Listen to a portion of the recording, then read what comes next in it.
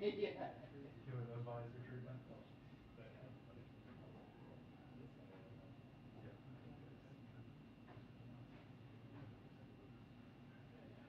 Well, and it's like not easy because like there's no like during the Trump years there's that layer of like awkwardness and such weirdness of like did you be there or is it like 2 hours of the traditional Washington interview? Like you can't replicate the like Susan Glasser take on it now because like it's just another phone call. There's just there's nothing.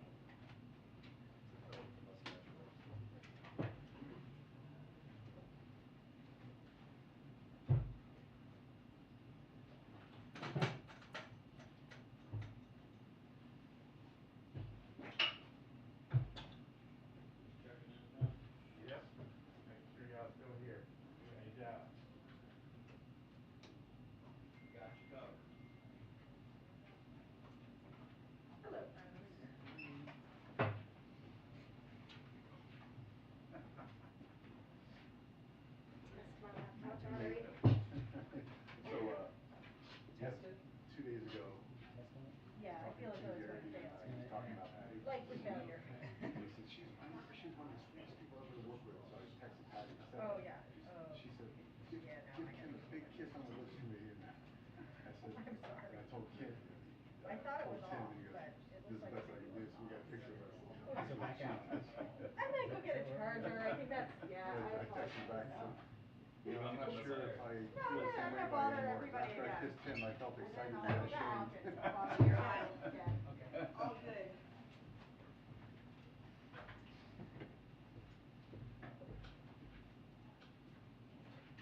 That's my phone. There you go.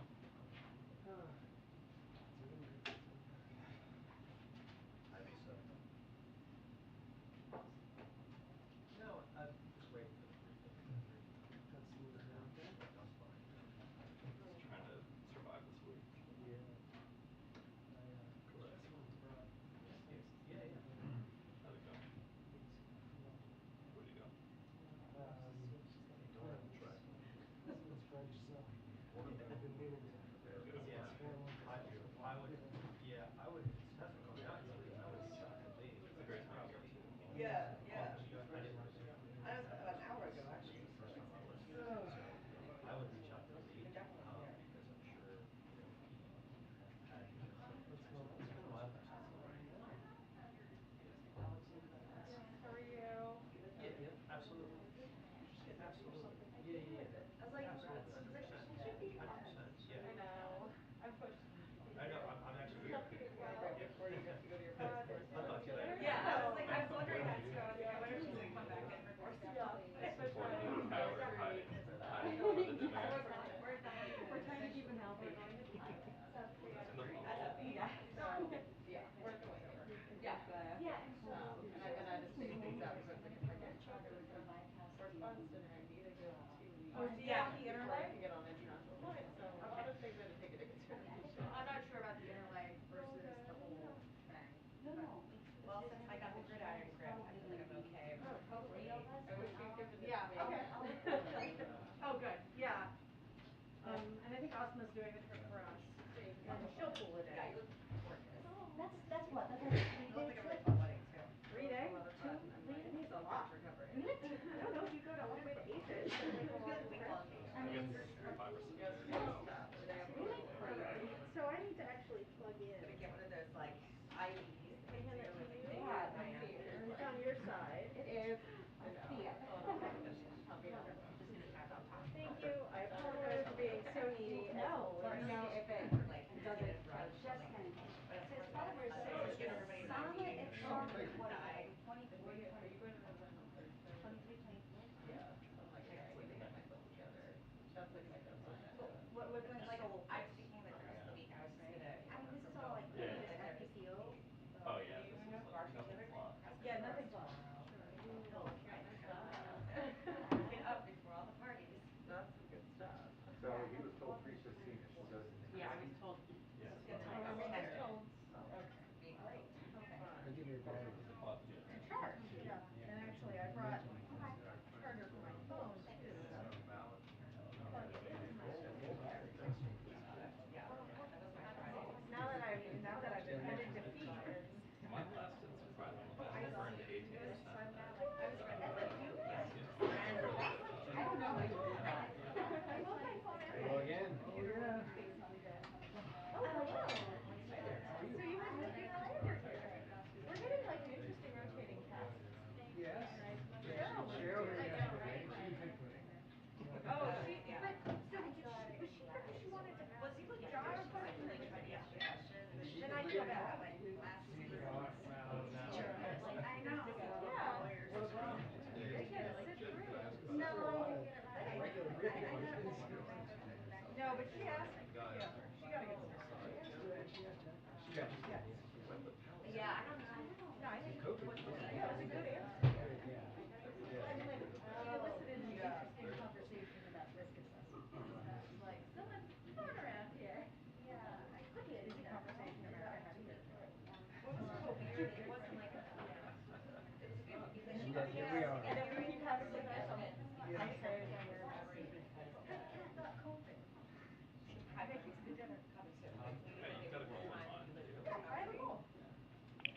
2-minute warning to press briefing, 2-minute warning to press briefing. It's not an indefinite time.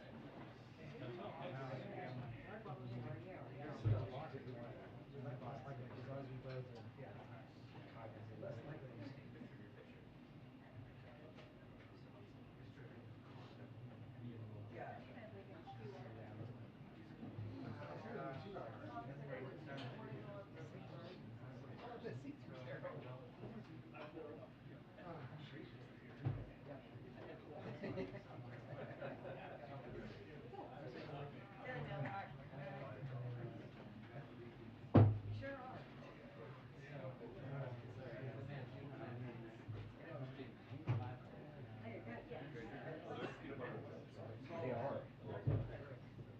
You're already winning socks of the day. Thank you. You should start a competition. Should have like a crab or something. Like a Cliff Bar. Like what kind of snack would you like? Why do you have nice cookies here?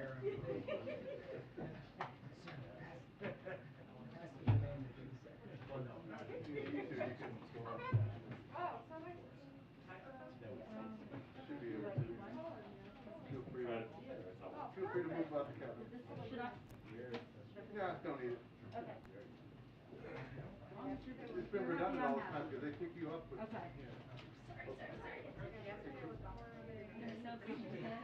Yeah. I wear them like, I'm sorry. I'll send you the link. I wear them like every day. Okay. They're so much better than real shoes. I like the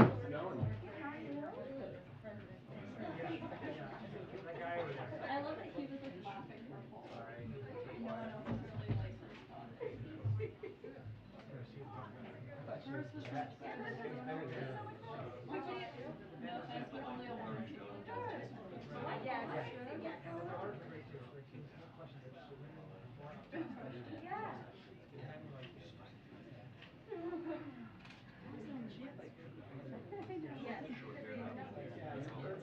Yeah, he kind of goes, Hillary will say. I was there for that thing that you just said. I know. See photos pop up.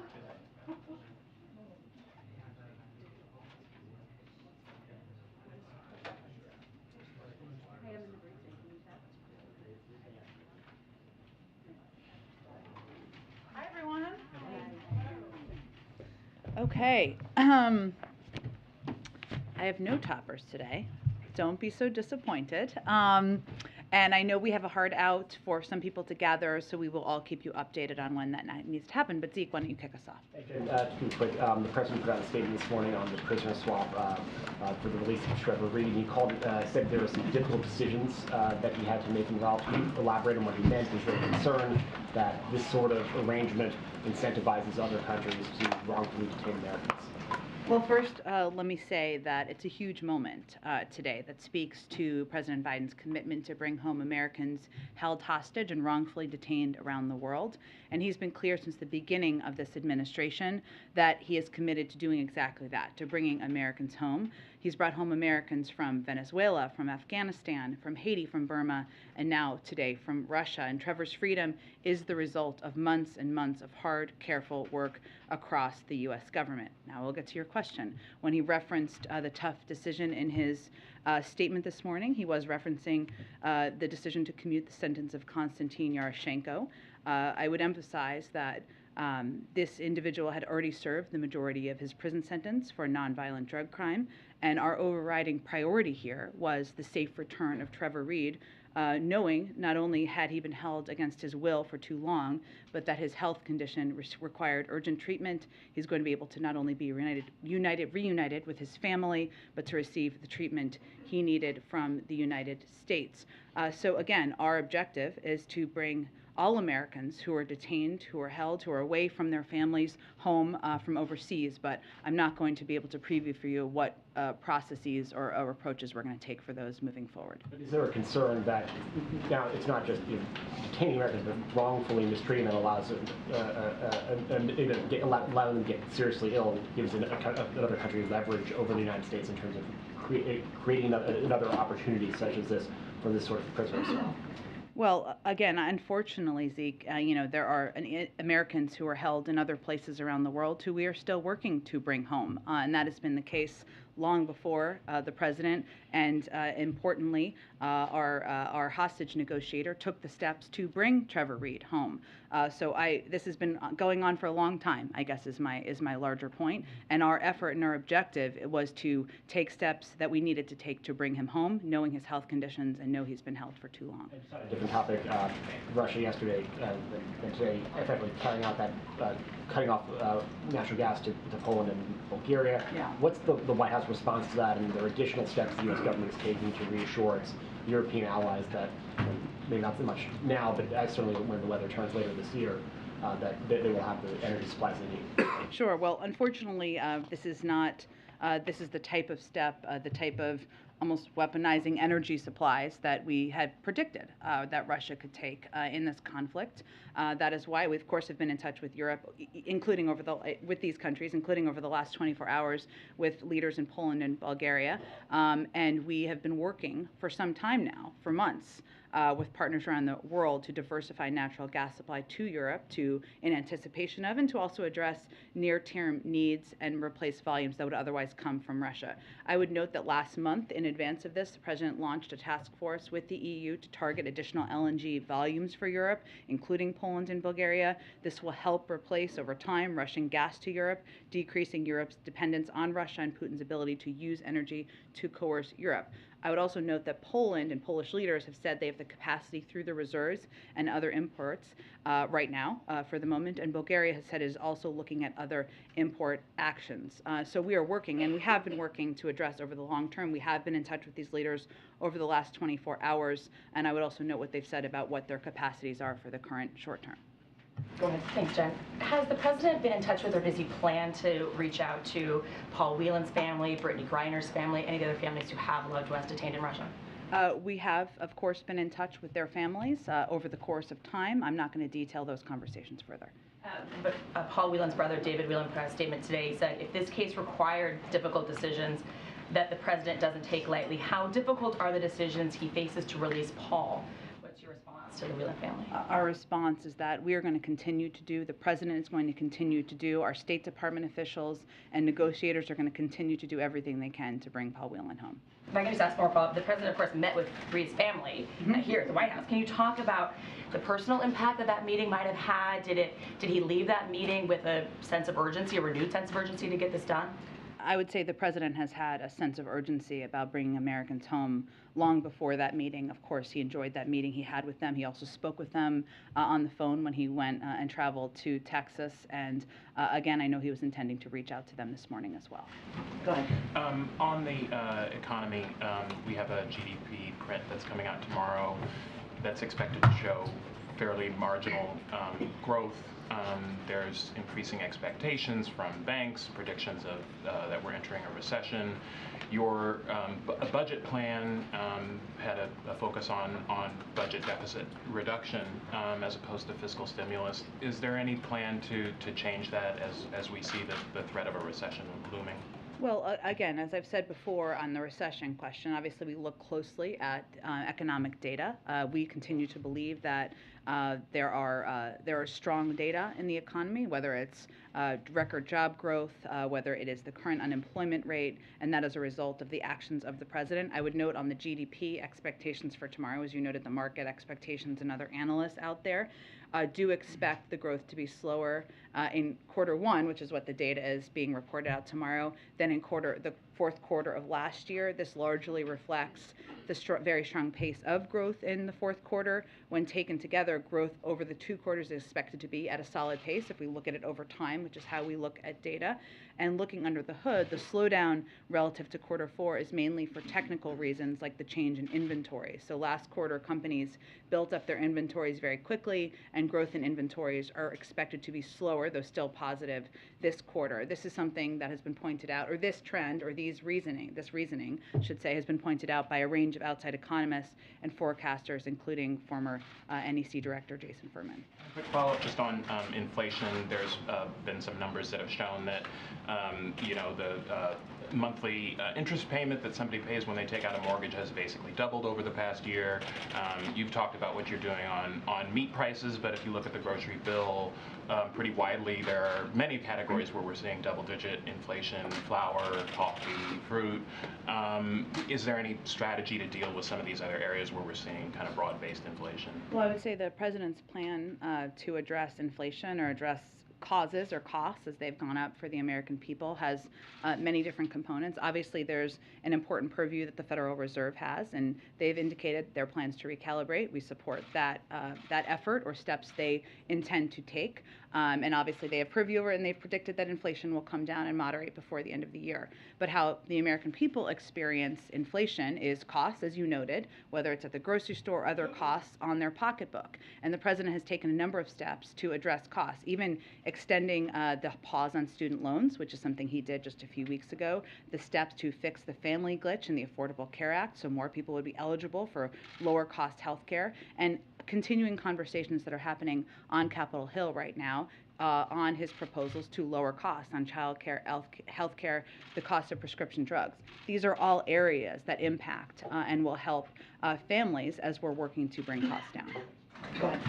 The president told Trevor Reed's family that he had wanted to call them in the middle of the night last night, but didn't want to jinx the release of their son. Can you tell us more about what's been happening behind closed doors for the last 12 or 24 hours regarding this release? Sure, and I think what the president was referring to, and I've fortunately, because it's a part of history and a great day, obviously, when you bring an American home, and the president has, of course, been a part of many of these, and a much higher and more important role is just there's a lot of sensitivity, as you all know, around the period of time when individuals are in transit, right, when they are being brought to a third country. As we've noted, we're very grateful to Turkey for allowing the exchange to take place in their country. So basically, over the last 24 hours, one, as I noted, this had been happening over several months. So Roger Carstens, the Special Presidential Envoy for Hostage Affairs, and his team and many others had been negotiating and engaging in this, and the exchange took place in Turkey during the early hours of the morning East Coast time. So I think what the president was referring to was his understanding and knowledge that that would be happening, but not wanting to put anyone in a position of putting that at risk, even people who are excited and joyful and looking forward to the news. Then once they got to Turkey and they were safely on a plane on their way back, we were able to obviously make notifications and phone calls and also put out the statement from the president to make all of you aware. Were any other conditions agreed to for Trevor Reed's release besides the release of this Russian? This was a discussion about one issue and one topic, and that was the release of Trevor Reed. But were there any other conditions agreed to besides releasing the Russian in exchange for Trevor Reed? There's no other condition. There were no other conditions that I'm aware of. What does the White House read into Russia's willingness to release Trevor Reed now in the middle of this invasion of Ukraine? Look, I think the release of Trevor Reed, him returning home to his family, receiving the health care that he has long needed, does not change our approach or view, opposition, or the president's intention to put forward a package in the coming days to help continue to support the Ukrainians. In terms of what they mean or how they assess it, I would leave it to them to speak to that. Does it make anyone here at the White House more optimistic about what could be ahead, or does it have nothing to do with This was about one issue and topic, and I don't think we should read into it further. Go toward the back. Yeah, we can come to the back in a moment. Go ahead, Weija. Thanks, Jen. To follow up on Mary Alice's question, during an interview this morning, Trevor Reed's parents said they believed that personal meeting with the president was the, quote, tipping point, that it made all the difference. Is that true? Well, look, I would say any time that you meet with, a president meets with, or any official from the government meets with the parents or family members of someone who's being detained, that impacts them personally. But this has been negotiated in negotiations for months. I spoke with David Whelan today, and he is concerned that Reed's release now narrows the chances for his brother's release, because Russia obviously was, wanted Yaroshenko's release for years now, and now that it's happened, he worries that that was a major concession that the U.S. no longer has. So what do you say to the Whelan family? But we would say we will continue to advocate for the immediate and unconditional release of Paul Whelan at every opportunity, and using wrongful detention as a bargaining chip represents a threat to the safety of everyone traveling, working, and living abroad. We obviously oppose this practice anywhere, and we are going to continue to do everything we can to bring him home. They are thrilled, obviously, about Trevor Reed's release, but they can't help but have some questions about why Paul Whelan, who's been detained in Russia longer than Trevor Reed, is not home. Can you explain that? And did Reed's health, as you mentioned, have anything to do with it? Obviously, our objective continues to be to bring Paul Whelan home, and any American who is not with their family and is being detained overseas. But I'm just not going to get into more details because I want to maintain the protection of our process. And then on a separate topic, yesterday Dr. Jha said that people who are at high risk for developing a severe case of COVID are eligible for Paxlovid. And the Vice President just got her second booster shot. She has no symptoms. Can you help us understand why she's taking it? Well, he also said, which you didn't include in your summary there, but that you should consult with your doctor. And she consulted with her doctor. She has been given Paxlovid. That's something many Americans may be eligible for. They should also consult with their doctor. And I think overall, we're just grateful that this is an approved drug on the market that many people can benefit from, including the Vice President. Okay, thank you. Go ahead in the back, in the way back, way back. 11 years ago, Japan had a terrible disaster, and the U.S. launched a program most people probably have forgotten called Operation Tomodachi. 25,000 American military and 10,000 volunteers came from Japan to help. And one of those that came was President Biden, wondering if on this upcoming trip he'll be coming back to that area for a short visit. And while we're waiting for advisement, is it possible to do an interview with you? Oh, okay. You often come with an interview request. I should know ahead of time. I will just note I expect we will have more details on the president's travel to Asia, something he is clearly looking forward to since he's spoken about it publicly, soon in the coming days. But in advance of that, I'm just not going to have much more to preview for all of you. Okay, go ahead. Go ahead. Thanks, Jen. Go ahead. Yesterday, after the Vice President announced that she tested positive, the usual people on the internet and elsewhere who don't like vaccines, who don't think of it as much, immediately started with the, well, she would have been fine even if she hadn't gotten the vaccine. It seems like every time there's a high-profile announcement that someone has gotten COVID, be it a member of Congress, A.G. Garland, the people at the Gridiron Dinner, people take it as proof that vaccines don't work. So what about the White House's messaging could be better on that, given that 234,000 Americans died? Yeah. Well, first I would say the truth, which is I think why you're asking me this question, is quite the contrary. I mean, the Vice President is continuing to carry out her duties as the Vice President of the United States from home, engaging in meetings, policy discussions. I'm sure you'll see her in some capacity publicly from home as well, because she is double boosted and she has taken the steps to protect herself like we have continued to recommend other Americans do.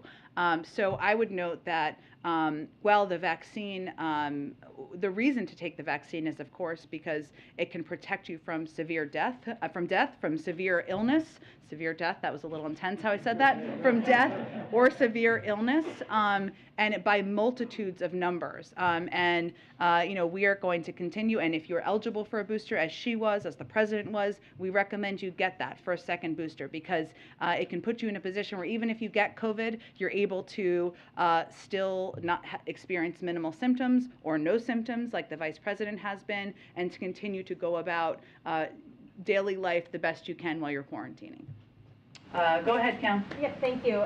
Dr. Fauci said on the PBS NewsHour last night, quote, "This country is out of the pandemic phase of COVID." What phase are we in right now? And also, if we are out of the pandemic phase, why are emergency measures still in place? Well, what Dr. Fauci was saying is that we are in a different phase of this pandemic, and that's absolutely true. Last month, the president announced a plan for how we can move forward safely while staying on our front foot against COVID. As he pointed out, nationwide cases are relatively low, far below the 900,000 cases a day we saw during the Omicron surge, even as we've seen upticks. Hospitalizations are at about the lowest level since the pandemic, and deaths are declining. So there's no question that we're in a different moment in our fight against COVID. But we also know COVID isn't over, and the pandemic isn't over. And what Dr. Jha said yesterday also is that, different doctor, I realize, but I just want to reference him since he was just here, is that cases are low, driven by the extremely, cases are low,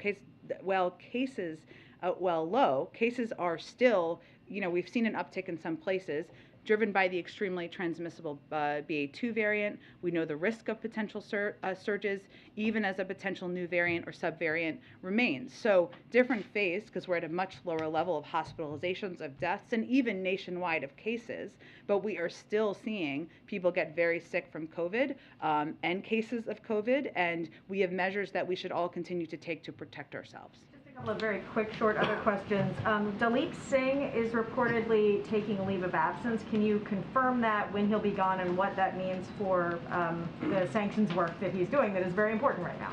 It is very important. He is a very important member of the national security team. I don't have any details or any confirmation of his plans. What I would note, and if Dalip were here, and we'll invite him, he would note, is that he is an incredible team he works with, who helps put together these sanctions packages, helps in implementation, helps coordinate diplomatically, and there are a number of people who will continue to do that work. And when are you sending the funding request for Ukraine funding up to the Hill? Well, the president said last week it will be this week, so there's only 2 days left of this week, as soon as tomorrow, but in the next 2 days. Go ahead.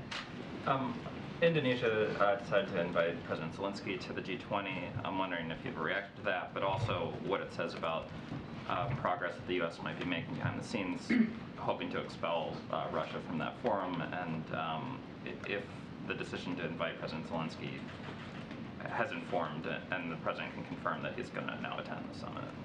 Well, we've seen the reports that President Zelensky has been invited to the G20, and we certainly welcome that. As you know, President Biden said just last month that Ukraine should be able to participate.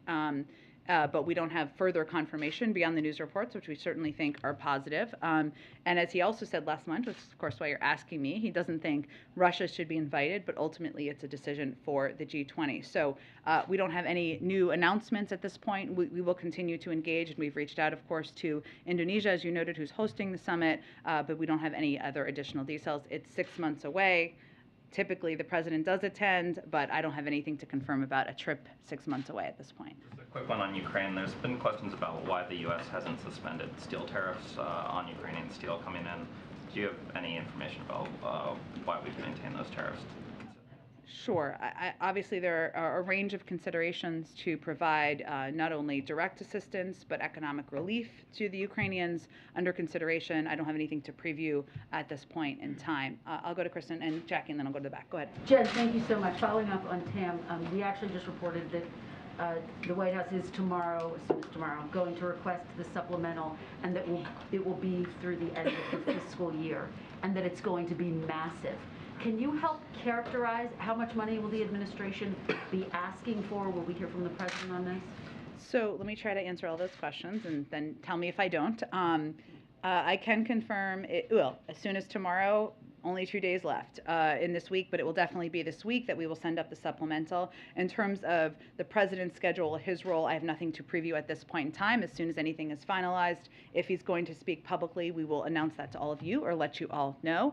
In terms of the length or the size, I don't have a number for you at this point in time, but there is plans for this to be a proposal to go through the fiscal year, and it will include, as our past packages have included, security or military assistance, humanitarian economic assistance, given those, in our view, will help address a range of the needs the Ukrainians have. Thank you. You did answer all of my questions. Obviously, there's a renewed push on Capitol Hill and behind the scenes here at the White House for some revised version of the Build Back Better plan, a scaled back version. When was the last time President Biden spoke with Senator Manchin in earnest about what he could sign off on? So we're just Not going to detail that per the president's request. From here, any conversations he has with Senator Manchin or other senators, just to protect those conversations. Fair enough. Can you characterize, though, are the negotiations happening in earnest? Are there real talks going on about specific things that Senator Manchin, that the White House could agree to? I would tell you, and I'm sure your colleagues on the Hill, now that all these senators are back, can confirm this with a number of them right now or today, that there are still a great deal of interest, passion, in moving forward with the president's plan to lower cost for Americans, and a lot of senators who would like to see this move forward. Secretary Mayorkas is getting a real grilling on Capitol Hill today, particularly about Title 42 and the plans that are in place to deal with it.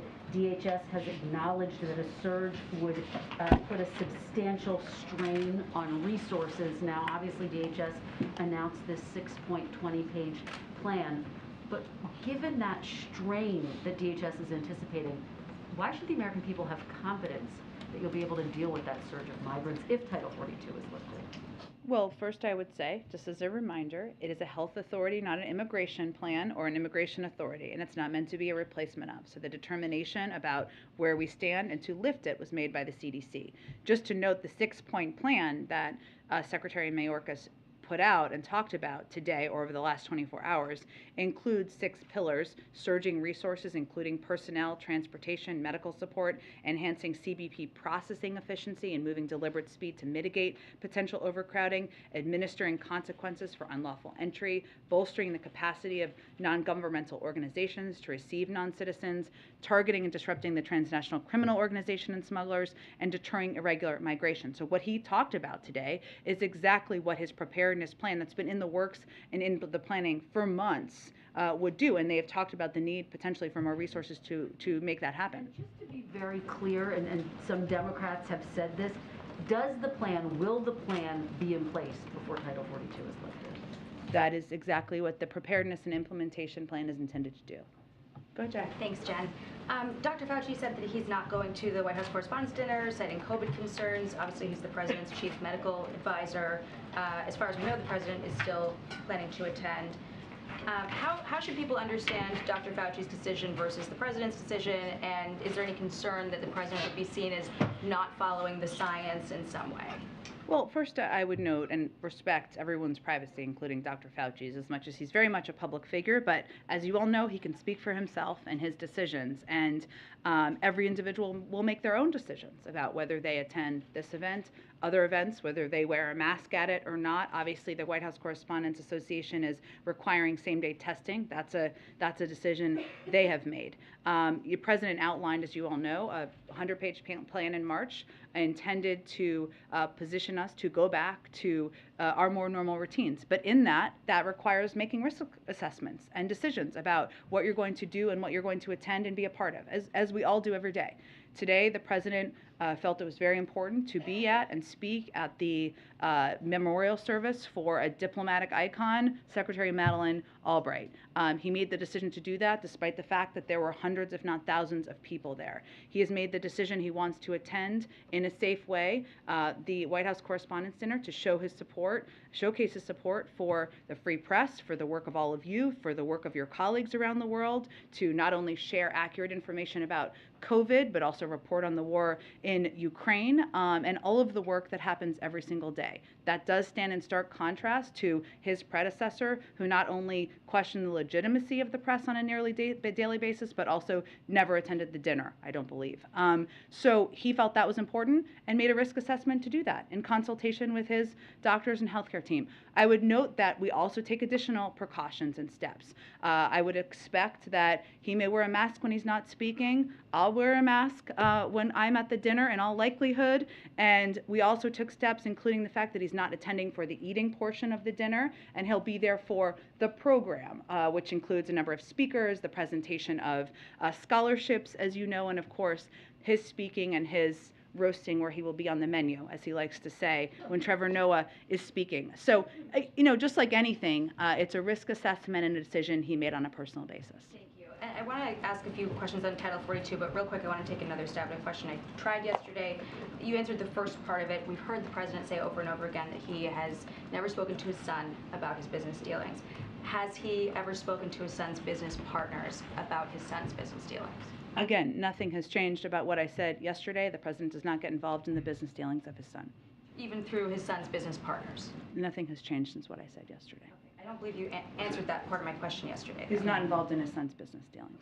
On Title 42, Mayorkas detailed this 6-point plan. Part of it involves sending healthcare providers from the VA. He was asked about this on the Hill today. He said that it's necessary, that this interagency effort is necessary, but is it appropriate to be taking resources away from the VA to help with the surge at the border? Again, these decisions and discussions about what resources are possible are made through the interagency process, and clearly having support and resources for our nation's veterans is a top priority to the president. But we also want to take steps we can at the border, even as we anticipate an increase in migrants coming to the border, to keep the American people safe, and this is part of that effort. Another piece of this plan talked about the law enforcement help. CBP has 23,000 agents working on the southern border right now. We're already seeing 7,000 illegal crossings a day. That is expected to surge to 18,000 when Title 42 is lifted. So how does adding 600 law enforcement officers make a dent in that? Well, I would say, Jackie, that one of the reasons that Secretary Mayorkas is participating in the important, democratic process of testifying on the Hill is to answer the questions of exactly how the resources he's requesting and they have identified as needing to address this potential increase will help address that. So I would point you to his many hours of testimony today and tomorrow. And then there's been reporting that Speaker Pelosi is unhappy with the way that the White House has handled Title 42 and worried that if it comes up for a vote as part of a Ukraine package, that Democrats wouldn't have the votes to defeat that. Does the White House share that concern, and what do you make of Pelosi seeming to be kind of shaky on just how close she is with the White House on this decision? Well, I would say we're incredibly close with Speaker Pelosi, and the president has known her for many, many decades. I don't have more to spell out or explain what her meaning was or what defeat it means or doesn't mean. There are many strong feelings and points of view on Capitol Hill in the House and in the Senate about Title 42. It wasn't a decision made by the White House. It's a decision made to lift it by the CDC. The authority was given to them by Congress. And our effort and our focus is on implementation, and the Secretary of Homeland Security is obviously testifying on that. So I don't have any more to explain about the particular comments, but we obviously work very closely with Speaker Pelosi on a range of issues, including immigration. A number of Democrats are, speaking up about their problems with Title 42. I mean, Mark Kelly was briefed by Mayorkas yesterday. He said that he still has remaining questions about how and when resources are going to hit the ground. These are Democrats saying these things. They're not wanting, Title 42 to replace an immigration effort, but they're saying that there just is not a plan in place to support what's going to happen when Title 42 goes away. Well, what I was trying to note earlier, perhaps not articulately, is that there are a range of members who have strong concerns about it being lifted. Again, not a decision we make, a decision made by health and science experts. And there are many members who feel very strongly about it actually being lifted and that moving forward. This is why Secretary Mayorkas is on the Hill doing, I believe, 4 hearings, answering extensive questions from a range of members, Democratic and Republican. He put out a 6-pillar plan on exactly how he's going to implement it, and that has been a plan that's been in the work for 6 months. So this is part of the democratic process happening, and he's happy to be on the Hill answering their questions. Go ahead, Peter. Hey, Jen, the bipartisan leadership of the Senate Judiciary Committee, Senators Durbin and Grassley, have expressed concern about the DHS Inspector General delaying or diminishing reports on sexual misconduct. This is a Trump-era holdover. Is the president going to fire or some way intervene with Mr. Ghaffari, who is the Inspector General, and is there any broader sense about what to do about Trump-era Inspector General? I know that there can be changes made. I have not dug into this particular Inspector General with the president or the team here. I'm happy to do that, and I can follow up with you after the briefing. Good. Go ahead. Thanks, Jim. On the issue of student debt, I know you've been asked about this before, but Senator Schumer just told reporters on the Hill that the president is getting closer to canceling up to $50,000 in student loan debt for borrowers. He said the president is moving in our direction. We're getting closer. Is that true? When can we expect a decision? Look, the president has been considering and looking at options for how to provide more relief to students across the country. I would note again that not a single borrower of federal student loans has paid a penny on these loans since he took office. And this has been the longest time of that for any president probably in history. You can fact check me on that. And he's continuing to consider a range of options in terms of any additional steps. Let me go to the back. Go ahead. Thank you, Jen. Two questions. Follow up on the student loan forgiveness. You said that the president is looking at a range of options with regards to canceling some student debt, but is the president looking at any options for those students and parents who saved and sacrificed so that they wouldn't have to take out such massive loans? Is he looking at including them in relief retroactively? How would they be made whole if there was some sort of canceling of debt? You mean for people who have paid off all of their student loans? Who made sacrifices so that they wouldn't have to take out some of those loans? It's a good question. What I can tell you at this point is that there's legislation he'd be happy to sign for individuals who have $10,000 in existing student debt. If Congress wanted to send that to him, he'd be happy to sign it, and he's looking at executive actions and authorities. But I don't have anything to preview on that front. Okay, then, if the president does move on canceling some of the student debt, isn't that just one half of the equation, though? I mean, what is he looking at in order to keep some of these public universities from jacking up tuition prices, despite some of the federal subsidies that they've been getting? I mean, what is to stop some of these schools from just increasing tuition for the next generation of students? Isn't that half of the equation here? I don't know if people would consider it half of the equation. I don't know. We'll let Americans define it. I would point you to the Department of Education to talk about their efforts on that front. One last quick follow-up. Is the president's weekly lunch with the vice president still a priority for him? Absolutely. Obviously, they're not going to be dining in person while she is quarantining at home, but they did speak yesterday, and I expect they will speak regularly while she is quarantining, and she is participating in a number of policy meetings here, too. Follow up. Go ahead. Well, and then I can come to you, Nikki. Okay. Oh, go ahead, George. So polite. Go ahead. Do you have any reaction to Boeing claiming that it's lost $1.1 billion on the Air Force One contract? And more important, has the president ordered Boeing to stick with the traditional blue and white design instead of the garish red? This is bringing me back to like my first week in this job. Yes, I appreciate it. I actually don't have any information on the plans for the new Air Force One. I can certainly check and see what we know, and I can get back to you on that. Go ahead. Thanks, Jen. Do you know why the Vice President's doctor recommended she take Paxlovid? Well, I think as Dr. Jha said yesterday, there are a range of Americans who may not know they're eligible and they should consult with their doctor. That's exactly what she did. And one of the, not challenges, but one of our efforts right now is to provide more information publicly and have more people consult with their doctors about whether they're eligible. Do you know if she's like showing symptoms, or would her getting like severe COVID present like a national security risk? They obviously said yesterday that she did not have any symptoms. I don't have any update beyond that. She's continuing to work from home, conducting her duties as vice president, so I don't believe we're talking about a national security issue in this moment. She can also do secure calls and video conferences from her home because we have that capacity. If she got severe COVID disease, would that not be a national security risk? I'm not going to speak to a hypothetical of the vice president getting sicker at this point in time, which I think is probably understandable. Go ahead. Can the White House give us any update on Trevor Reed's condition after his release, or any treatments that he might have received following his release? Well, obviously we're going to respect his privacy, and we spoke to his health conditions because we wanted to emphasize how important it was and the urgency of bringing him home, but we will of course leave that to him and his family to speak to and respect his health privacy beyond now. And then on the vice president, did her role as vice president have any impact on her receiving this treatment? Did her serving as somebody who is in the line of succession, did that have any impact on her getting Paxlovid? Well, I think it's important to note Paxlovid is widely available across the country through people consulting with their doctors, so it is not just a treatment that is available to only a small population of the public. In fact, what our effort is and what our focus is at this point is more broadly educating people on how they may be eligible for it.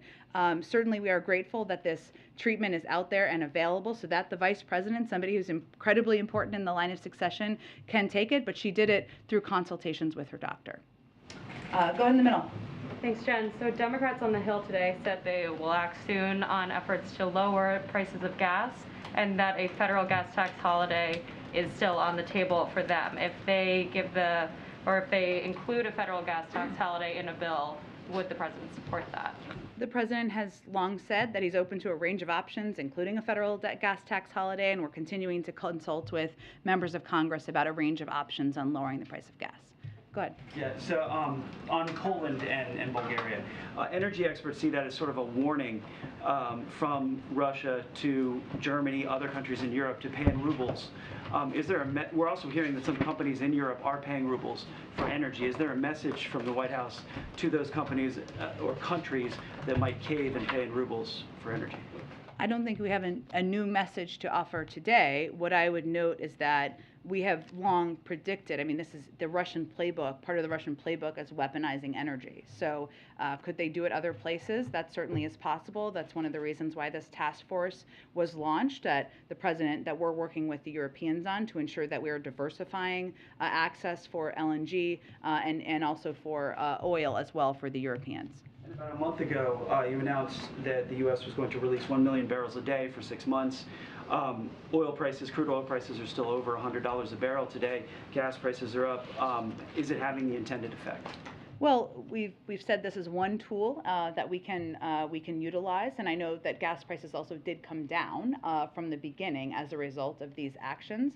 But we're continuing to explore additional options. As we know, the oil markets are a global market, and increasing supply and continuing to work with other countries to increase supply is part of our overall objective here. We're down only 3 cents, and we're about 20 cents away from the record. So. Well, again, we're going to continue to take steps to reduce the price of gas for the American people. Every range of options remains on the table, as is evidenced by the earlier question, and we know that increasing supply and ensuring supply meets the demand on the marketplace is part of that effort. We also watch closely for any attempt at price gouging. When oil prices come down, obviously gas prices should come down, and as you know, because we've had a range of charts in here, we watch that closely as well, and that's something we will continue to call out. I can do like one or two.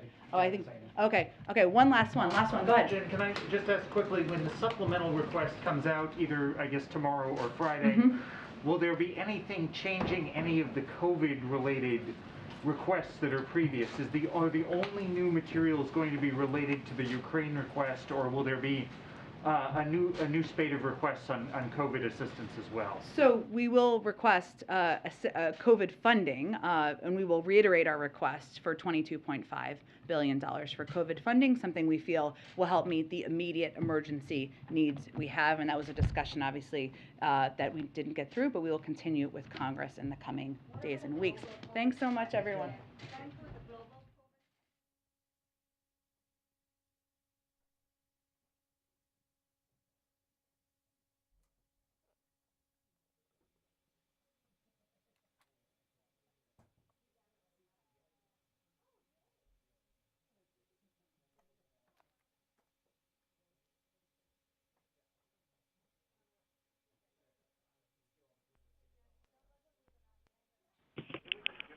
In-house pool and pre-credentialed media, please gather now at the Palm Room doors for the National Teachers of the Year, National Teacher of the Year, and State Teachers of the Year celebration. Please gather now at the Palm Room doors for the National Teacher of the Year,